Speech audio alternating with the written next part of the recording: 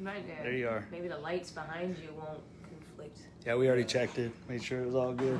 All They're right. blinded Hopefully me. we're good. Well, welcome. Those of you who are watching on Facebook, this is our Beekeeping 101 craft meeting.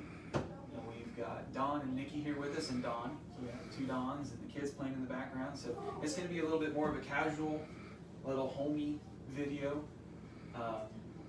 Feel free to chime in the comment section if you do have any questions. I was just telling Don and Nikki the same thing. I will speak with, because I've been beekeeping for so long, sometimes I'll use terms that don't make sense to anybody else but me. So drop a comment or your questions in the comment section, and we'll go through and answer those as they come. But just a little bit of background to get us started. I started beekeeping when I was 13. I was knee-high to a grasshopper, and it was actually through a scholarship with my beekeeper club I was a part of. And there's a beekeepers club here in the local area, and they actually do a scholarship, the same kind that I got started with. So I was really impressed with that. It's definitely worth checking out. But the scholarship included a mentor, a free beehive, all the equipment, that included the veil, the gloves, bee box, the whole setup, everything for free. And that's how I got started. 2 years after I got started, I roped my brother into doing a swarm removal business where basically the fire department had our number, and people would call the fire department about bees that they had in their car or their tree, and then the fire department would call us, hey, we have bees, and my brother and I would go and remove it. And we'd charge for our service, and then we would add that beehive that we removed to our apiary. So that's how we grew our apiary. And after a couple more years of that, Mom was like, oh, this is so much fun, I just can't stay out of it. And so she started making lotions and lip balm and candles and soaps and whipped honey and creamed honey and everything you can imagine, and selling it at the farmer's market. And she loved it. It was basically her part-time job while she homeschooled us and while Dad went to work, and it worked really well for her. She was able to buy some toys, a tractor for the property, some other things with it. So the whole family ended up getting involved, and that was one of the perks that I really got from beekeeping. Is it wasn't just getting me outside; it was getting me together with my brother, me together with my mom, and my dad got into it too. And it's something that really brought our family together. It gave us something that we could all do, and not just do inside in front of a screen, but do outside and learn about a really incredible organism that we still don't fully understand. So I moved off to college. I passed off the business to my brother Paul, and he continued to expand it to where we had about 100 hives by the time that he was done with it. And that was almost a full-time gig for him, but he's a maniac, and he was doing several things at once. So he ended up kind of phasing out of it. I had already phased out of it. Through college, I kept, I think, 2 hives, got married, went down to 1 hive, then down to no hives for a little bit, and then I got another hive. And so I've been keeping bees off and on in different capacities throughout the year up till now, which now I'm working on rebuilding my apiary, and I'm having this class so that way I can invite y'all in on that journey too. We can do it together. So that's a little bit of my story. What you'll find in this course is it's 5 sessions, and we've been kind of figuring out if we want to do 1 Saturday a month, or if we just want to go Maverick and do all of them in a month. And I think we're going to go Maverick. We're going to do it every Saturday from next Saturday, which is November 14th, all the way to December 12th. And these videos will be recorded live on Facebook. We'll also save them and send them to the class participants. So if you register for the course, you'll get these videos recorded in case you can't come. You can watch them. You'll also get a Q&A document with everybody's questions combined into one document, so you can benefit from other people's questions. And then each lesson, so lesson 1 is going to be about Honeybee Biology, a glimpse into the secret life of bees. We'll also look at the different breeds of bees, because if you go shopping for bees, it'll be the first thing that you're going to get hit with is, oh, do you want Italian bees, or do you want Carnelian bees, or do you want Russian bees? I don't know. Bees that make honey. Exactly. Just give me bees that make honey, please. Yeah. So we'll talk a little bit about which ones that you might want to start with during that first lesson, as well as just the life cycle of the queen, or the worker, or the drone. And we'll also have a pre-season apiary prep checklist that's printable as a handout that you can use to help get you ready for, or get your apiary ready for the spring. Lesson 2 will be about the care, management, and registration requirements for your beehive, because here in Alabama, you are required to register your hives with the state apiarist. If you're in another state, you'll need to check on your state's requirements.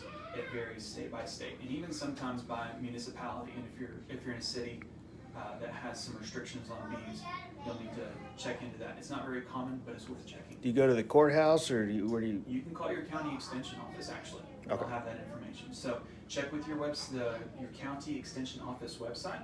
They'll usually have that on there, or your state apiarist. Every state should have a state apiarist because they have to inspect hives that cross over their borders. So that would be a good place to check. Also in lesson 2, we will have a demonstration hive checkup. And it's not going to be a live hive, unfortunately. First, because it's the middle of winter, but also because my bees are coming in the spring. So we'll be going through this box, demonstrating what a routine checkup looks like, and what you need to include or need to expect on the workload end of it. Like, this is what keeping bees looks like. Let's see. Also, for that lesson, lesson 2, we'll have a printable hive management calendar, so that way you can see the year ahead of time and know, this is when I can harvest honey, this is when I should be expecting splits, this is when I should be getting them ready for the winter, good stuff like that. Lesson 3 will be tools of the trade. We'll talk about the hive types, the tools that you'll need, and we'll talk about fire. The main element, the main tool in your toolbox as a beekeeper is going to be a little tool called a smoker. So we'll talk about the equipment you need and the equipment you don't. Because if you go to Daydamp website or online, everybody's got so much cool toys for beekeeping, but you don't need all of it. So in this lesson, we're going to go through the 3 essential tools and look at what exactly those are that you need to get started. That will have a starter tools printable checklist and a hive type summary with pros and cons, because there's a variety of beehives out there, and which one you choose depends on your needs, your management style. Like, this is a Langstroth hive. There's also a Warray hive, and there's a top bar hive, and there's an observation hive. I'm even inventing a separate kind of hive just to meet my own specific needs, because I have a management style that the market currently doesn't make a hive to fit my needs. So I'm developing my own, and I hope to have that available to show y'all at that time. That'll be pretty cool. Lesson 4, we're going to talk about honey and money. We're going to have a demonstration with an extractor. Again, I don't have honey that I can extract at that time, but I will have the extractor and the equipment here, and we'll go through it as if we are extracting honey. So that way when it comes your turn to extract your own honey, you'll know what to do and what you'll need. We'll also talk about ways that you can monetize beekeeping. A lot of times, if you're keeping 1 or 2 hives, the biggest reward is just the leisure. Believe it or not, it's a relaxing hobby, and just the leisure factor of it, and maybe pollination for you, as well as getting into a really fascinating subject. It's really stimulating to learn about. That was lesson 4. We'll have we'll have that extraction demonstration. Lesson 5 will be graduation, and we'll do a demonstration of how to install your package. And when I say package, I'm just talking about this little box. This is what, if you order bees, they're going to come in a box like this in the mail, unless you go pick them up. So we're going to talk about in that lesson how you take them from this box, put them in that box, and make them stay there. So an important lesson is also when we'll have our graduation. It'll be exciting times. Besides the handouts and the class notes that I'll be sending y'all with each session, the big perks of this class will also be that we can order as a class and save on shipping. So I would encourage y'all, if you are going to buy bees, no pressure, do it now. COVID has really caused a surge in people wanting to start keeping bees, and the supplier that I'm buying from has been emailing me and saying, hey, if you need bees, you need to get them now, because they're going like hotcakes. So I've already ordered 8. If y'all want to put in an order for some, take a week to think about it. They're about $119 a pop right now, and they'll be coming in April. I think the next delivery date is. What kind of bees did you order? I ordered Italian. And that's for how many bees? So it's a 5-pound package. It's $119 for a 5-pound package. There's about 5 pounds of bees in this. queen, and the bees, and that's all that you'll need to get started to put it in the box. Now, would each order of bees go to one hive, or would they merge in with existing bees? Good question. So the bee package, this package would go to one hive, and it would make one hive. And if you got 5 packages, it would make 5 hives. And when I say hive, I'm talking about this box. I won't get into it now, but there are some crazy systems where you can have 2 hives in one box, and it basically creates this super hive on steroids, and it's really cool. But that's really complicated, so we won't go there. Doesn't matter how many frames. That's another good question. We'll talk about in the hive type. We'll talk about that in the hive type section. But with Langstroth, this is a Langstroth hive. It has 10 frames in there. You put 1 5-pound package of bees in 1 Langstroth hive. You don't even need to have this top box. You could just have this deep with this lid and 1 5-pound package of bees, and you're set to go. So those are the 5 lessons. That's what you'll be getting when you buy the course. I'll record the videos, I'll send them to you via email. I'll also invite you to a private Facebook group where we'll have all the future Facebook live streams. So that way you can watch it with your compadres and y'all can comment and all in one group, and we can have our class discussions in that group. I'll post the class notes up there, all the other materials, and any other goodies I come across. So I'll shut up now and let y'all ask whatever questions y'all want. How much does that cost? This box I bought the whole setup for $125, and I actually did a video tutorial on how to assemble it as well. So when you buy your equipment, you can do it 2 ways. You can either buy a kit like I did here, and they do very nice joinery on the edges, or you can get plywood from Home Depot or Lowe's and build it yourself. Whichever way you choose to do it, I've done it both ways. You save more on labor, or you save more money if you're willing to put in the sweat equity. You'll save a lot of money if you're building a lot of hives from scratch. But if you just need one, then just go with the package. It's a good starter kit. They did a good job with this. It's a good place to start. What kind of wood? I think they used spruce on this. When I opened it up, that's what it smelled like. They usually use spruce. Pine is kind of a lower grade. They'll use spruce or cedar. Yeah, they'd actually would get longer from you. Yeah, cedar would be my top choice. And how many hives did you say to start with? I say start with 2. And I'll give you all that one up front. Start with 2, because if one hive has trouble, you'll have the other hive to pull from to help that other hive get back up. If you only have 1 and something goes wrong, you lose that hive. Or you blow $20 on buying a queen that's coming from Virginia, and she's got to get there before you can save your hive, and by that time it might be too late. So if you have 2 hives, you have 1 hive to help the other hive, and then you also have 2 hives to compare each other against. If you only have 1, you might think it's doing great, but if you have another one there, it's like, oh, this one has way more bees and is doing way more than this hive is. Something's wrong. So it gives you a comparison factor, and there's strength in that. Yeah, my buddy ordered 3 queens somewhere. 2 of them died. He said he was lucky one lived. Yeah. No, it's hard to order queens. It's hard to get good quality queens. I've got a few. If you want to order bees and queens, I have referrals for good providers, folks I've bought from before who have good genetics and who usually ship well. So just drop me a question in the comments, and we might I'd be happy to answer that question there too. So with everything, you think you're 100% prepared, you get your hive, and what is the likeliness of you losing your hives as a beginner? Like me, you probably be fine, but for me, like me with goats, I thought I was ready for goats. Chickens, thought I was ready for chickens. Rabbits, thought I was ready for rabbits. Right. Yeah. So for beekeeping, you need to expect to lose 30% of your hives in the first year. That's the going mortality rate.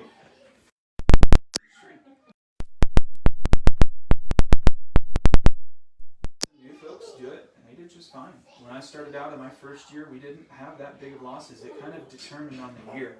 And that's what I guess I should throw that caveat out there for all of us. This is agriculture. It's going to depend on the weather, depend on the year. So you should expect 30% though. If you live near like a farm, cornfield or Yeah. something.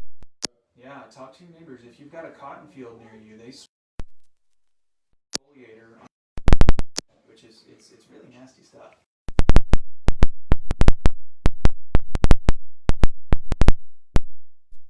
Real, they'll work with you unless they're a jerk.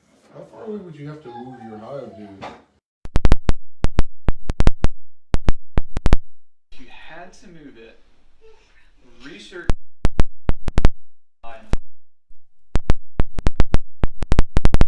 To find somebody, I don't know if peanut country. From a cotton field. Yeah. But just talk with your farmer, ask what he's going to spray, Good. and he'll usually be happy to tell you. And on that day, put a feeder on him. Time frame of Yeah. when it affects them.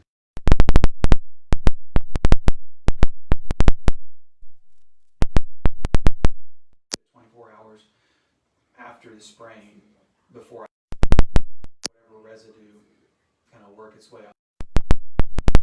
Honestly, your farmer friends should be really willing to work with you. Is doing that.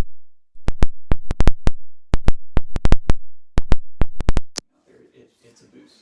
Folks charge money to put per acre on a farm, or farmers will pay money for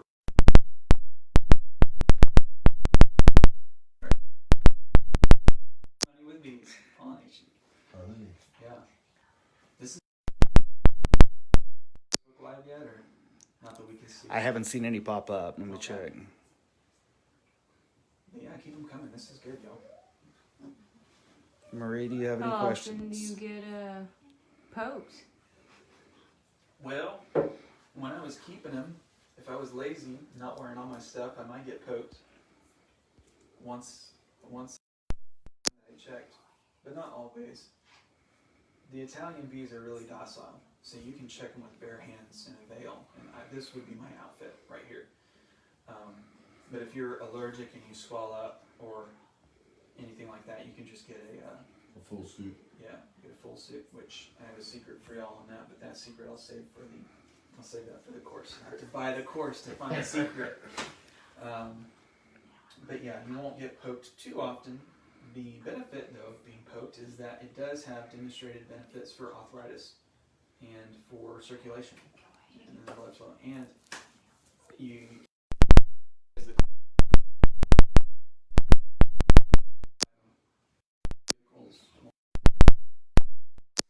but bee stings have been shown to actually. Really? Yeah, it's really fascinating. That toxin sting brings out different building blocks normal injuries don't bring out, and those building blocks are critical for rebuilding lost tissue and other things like that. Yeah, that's crazy because he's old school. He was born 50 state New York. He was a farm boy, and he's told me all types of stuff.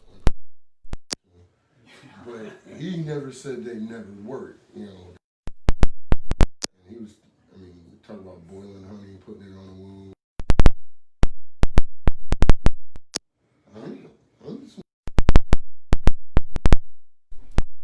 Honey for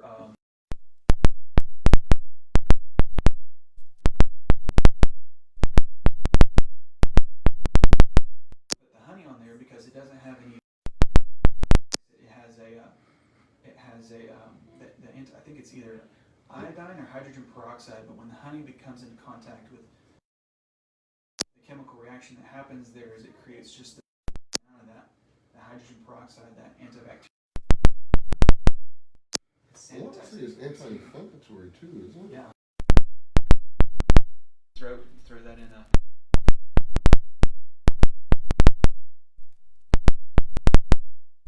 With rabbits, we make what's Yeah. called magic. You see me make it before. You put garlic in it, you put some apple cider vinegar, you drop some honey in it, and okay. Anyway, it eludes me, but the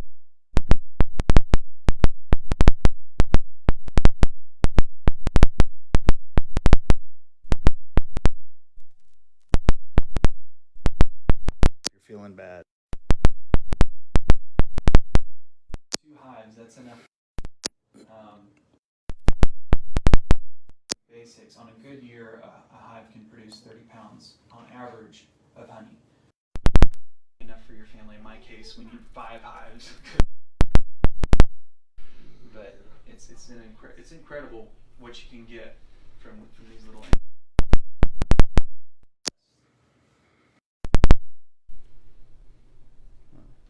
No other questions on the live feed right now. We got a couple people watching. Well, So, I think that's Lonnie and Marie. Bonnie, Marie. Hi, y'all. Welcome, welcome. I think that's all that we have for tonight. If y'all don't have any other questions, we can just y'all come. We'll just answer questions as they come. But I love talking to bees, so y'all are welcome to stay as long as you want. Well, the biggest thing is in today's age, everybody's tired of the chemicals. Everybody's tired of everything that's pumped into us. They're tired of watching their 8-year-old daughter start her cycle. You know, they're tired of all this. Everything's no longer. It has been in the past, you know, and I mean, you got, you know, It my doesn't revert back to what it was. Right. You know, so. my 8-week-old chickens aren't the size of 8-week-old chickens. Slaughterhouses, you know. Yeah. And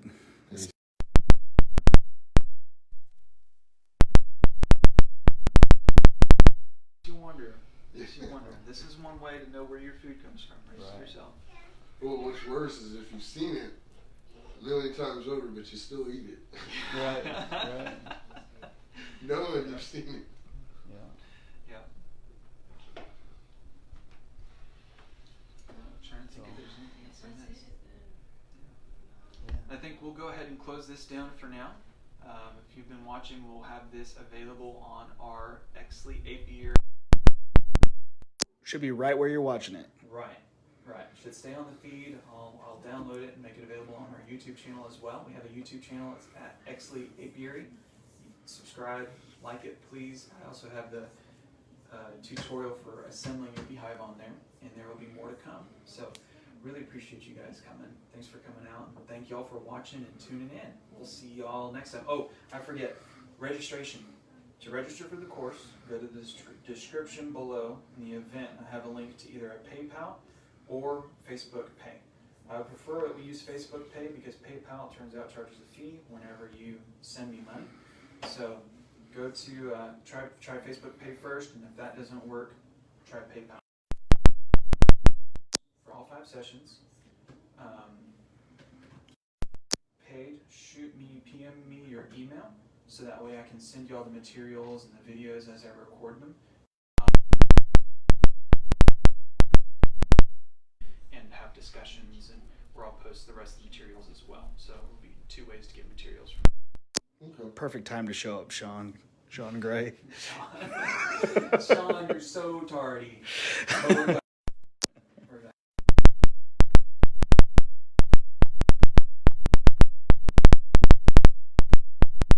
Thanks again. We'll see you next time.